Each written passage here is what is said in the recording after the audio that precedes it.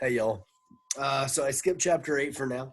We're going to come back to it. It's a Christmas themed chapter. I just figured, despite how cold it is these last couple of days, we're going to stick with the spring. Let's keep those spring feelings coming. So we're hopping right in. Chapter 8. Here we go. Something different about Mrs. Jules. Damien knew something was going on. Let's see what's up. The children returned from Christmas vacation. On each desk were 2 knitting needles and a hunk of yarn. Today we are going to learn how to knit, said Mrs. Jules. She showed the class how it was done. See, you stick this needle through here, then wrap this around this like this. Stick this through this, pull this like this, and then you stick this here. Any questions? Everyone stared at her.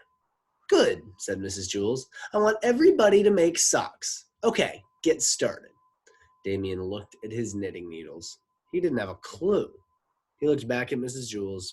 Now more than ever, he was sure she was somehow different. She was sitting at her desk, knitting and eating bolognios. Damien couldn't remember Mrs. Jules ever eating a bologno before. A bologno was an Oreo cookie, except instead of the white part, there was a round hunk of bologna. Oh, gosh. Miss Mush invented them. What a surprise. Hey, Mac, whispered Damien. Does Mrs. Jules seem different to you? She's fat, said Mac. That's not a nice thing to say, said Damien. I didn't say it to Mrs. Jules, said Mac. I didn't go, hey, Mrs. Jules, you're fat. Mrs. Jules cleared her throat as she stood up. She walked around the room. Very nice, DJ, she said. You're doing fine, Rondi. She stopped at Joe's desk. Oh, Joe, she gushed. Look, everybody, I want you to see Joe's sock. She held it up. Isn't it the most beautiful sock you ever saw? It was a great sock. Everybody oohed and awed. Joe was as surprised as anyone. He didn't know he knew how to make socks, but the boy was born to knit. Mrs. Jules started to cry. I love this sock, she sobbed. Uh-oh, said Kathy. I think she's finally flipped out. I love you, Kathy, said Mrs. Jules. She looked around the room. I love all of you. She put her hand on Kathy's desk. I love this desk, she said. I love the blackboard. I love the clock on the wall. There was a ruler on the floor. Mrs. Jules picked it up. I love this ruler, she declared. Hey, that's mine, said Dana. But, that's okay, Mrs. Jules. You can have it. I don't want your ruler, Dana, said Mrs. Jules, handing it to her. You want my pair of scissors? Offered Sherry. Don't give her anything sharp, warned Kathy. Mrs. Jules wiped away her tears and smiled at the class. I'm going to miss all of you very much, she said. Are you going away? Asked Damien. Yeah, to the loony bin, whispered Kathy. Are you sick? Asked Eric Evans. No, I'm not sick, said Mrs. Jules. In fact, I'm better than I've ever been, she beamed. I'm going to have a baby, everyone gasped. Damien couldn't believe it. He was so happy. He jumped out of his seat and hugged Mrs. Jules. She was soon surrounded by all her students, even Kathy wanting to hug her. Today is my last day here, Mrs. Jules told her students. My doctor doesn't want me walking up and down 30 flights of stairs every day. I wasn't even supposed to come today, but I just had to say goodbye. I thought you were getting fat, said Mac, but I didn't want to say anything. Thank you, Mac, said Mrs. Jules. You are very considerate. Can I touch your stomach? Asked Stephen. Mrs. Jules laughed. Sure, she said. The children took turns touching her stomach. What are you going to name your baby? Asked Allison. I don't know yet, said Mrs. Jules. What do you think? Well, if she's a girl, said Allison, I think you should name her Rainbow, Sunshine. That's a nice name, said Mrs. Jules. And if he's a boy, Buckethead, said Allison. She didn't like boys. If he's a boy, you should name him Jet Rocket, said Joe. Jet Rocket Louis, mused Mrs. Jules. That has a nice ring to it. Jet Rocket Louis? What am I saying? Jet Rocket Jules, mused Mrs. Jules. That has a nice ring to it. And what if she's a girl? Cootie face, said Joe. Mrs. Jules laughed. Oh, so let me get this straight, she said. If he's a boy, I'll name him Buckethead. Right, said Allison and Rondi. And if she's a girl, I'll name her Cootie face. Right, said Joe and John. Damien laughed. He knew Mrs. Jules was only joking. At least he hoped she was. Terrence placed his palm flat against Mrs. Jules' stomach. Hey, she exclaimed, the dude kicked me. Suddenly, Damien felt very sad. He was going to miss her a lot. He wiped a tear from his eye. It's unfair, he shouted. We finally come back to Wayside School after being gone for so long, and now you're leaving us. I have to, said Mrs. Jules. I know, whined Damien. You have to make sure that you and your baby are healthy, but it still isn't fair. I think you'll like your substitute teacher, said Mrs. Jules. I spoke to him over the phone, over the vacation. He seems like a nice man. A man? Asked Damien. Cool. They all thought it was pretty neat to have a man teacher. Yes, said Mrs. Jules. His name is Mr. Gorf. Mr. Gorf. Oh boy. Oh boy. Let's see about this. All right, chapter 10. I'm a little concerned for the kids on the 30th floor. Chapter 10. Mrs. I already screwed it up. Let's try that again. Chapter 10.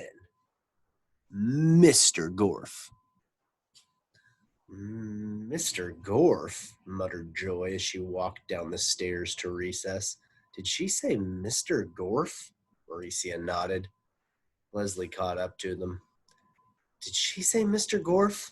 I think so, said Mauricia. Do you think? Leslie asked. I don't know, said Mauricia. I hope not, said Joy. Before Mrs. Jules ever came to Wayside School, the children had a teacher named Mrs. Gorf. She wasn't very nice. Even Myron was worried, and Myron had never gotten in trouble in his whole life. Mr. Gorf might be a good teacher, said Eric Bacon. Just because he has the same last name as Mrs. Gorf doesn't mean he'll be horrible. That's right, said Eric Evans. People with the same name can be different. I agree, said Eric Fry. There are probably lots of people named Gorf, Damien said hopefully. I bet if you looked in the phone book, you'll find 10 whole pages of Gorfs. Well, I don't know about you, but I'm not coming to school tomorrow, said Joy. Me neither, Mauricia agreed. The next morning, their parents made them all go to school. Everyone arrived on time. Nobody dared to be late, but there was no teacher. Dee Dee sat down next to Myron. Is he here? She whispered. Shh, whispered Myron. He folded his hands on his desk and stared straight ahead. One by one, the children entered the classroom and quietly sat down at their desks. They couldn't take any chances. Mr. Gorf might walk through the door at any moment. Or maybe he was already there, hiding in the coat closet, just waiting for someone to do something wrong. I didn't want to come today, whispered Calvin, but my parents made me. Shh, said BB. He might hear you. Mr. Kidswatter's voice came over the PA system. Good morning, boys and girls. Old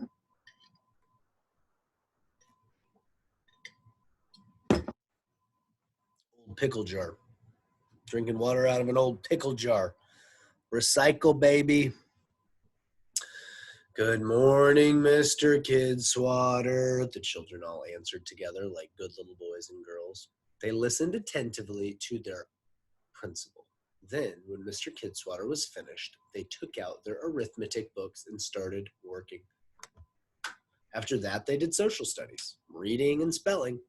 When the recess bell rang, the children put their books neatly in their desks, quietly lined up, and walked out of the room and down the stairs. So how's your substitute teacher? Asked Louis out on the playground. Tough, said BB. I've never worked so hard in my life. I did more work before 10 o'clock than most people do in a day, said Calvin. But he's very fair, Myron quickly added, just in case Mr. Gorf was listening. He might have been hiding in the bushes. Yes, he's nice and fair and a very good teacher, said Jenny. Very smart, too, said Dee Dee. We're lucky to have him. Louis twisted the end of his mustache between his fingers. After recess, the children returned to class and worked until lunchtime. At lunch, they ate the food that Miss Mush served them. Their manners were perfect. Mr. Gorf might have been hiding under the table. After lunch, they returned to class and practiced their handwriting. Myron looked around. All of a sudden, he got a terrible urge to do something. Anything. Ooga booga, he said. Jenny put her finger to her lips. Biff boff boof, said Myron a little louder. Shh, said Jenny. Myron stood up. No, he shouted. I don't have to be quiet. Everyone tried to get Myron to hush up. Myron climbed on top of his desk. Look around, folks. There's no teacher. We're doing all this work for nothing. Get down, whispered Allison. Do you want to get us all in trouble? Myron jumped on top of Allison's desk. Hi, Allison, he said. Then he hopped out over to Dee Dee's desk, then Ron's, then Mauricia's. Please, Myron, said Mauricia. This is fun, said Myron. He made a great leap and landed on top of the teacher's desk. Mrs. Jules had always kept a coffee can full of Tootsie Roll Pops on her desk. It was still there. Hey, anyone want a Tootsie Roll Pop? Asked Myron. Everyone stared at him. Myron took one for himself. He sat in the teacher's chair with his feet up on the teacher's desk and sucked on it. Please stop, Myron, begged Jenny. What if he's hiding in the closet? Get real, said Myron. Why would he hide in the closet? What if Mr. Gorf was married to Mrs. Gorf? Asked Allison. Myron laughed. Who would ever want to marry Mrs. Gorf? He asked. Somebody had to marry her, said Rondi, or else she wouldn't have been a Mrs. What if he loved her very much? Asked Allison. And then one day she didn't come home from work, and he never saw her again, and he didn't know what happened to her, but he knew she used to teach this class. So he might be hiding in the closet to try to find out if we're the ones who got rid of her. If I was married to Mrs. Gorf, said Jason, I'd be glad she never came home. He should thank us. Nice going, Jason, said Jenny. If he is hiding in the closet, you just told him we're the ones who got rid of his wife. Well, if I didn't, you just did, said Jason. It doesn't matter, shouted Myron, because Mr. Gorf is not hiding in the closet. Myron went to the back of the room and opened the closet door. A man stepped out. Thank you, he said. I accidentally locked myself in here this morning, and I've been waiting for someone to open the door. Myron swallowed his Tootsie Roll Pop, stick and all. Wow. Well,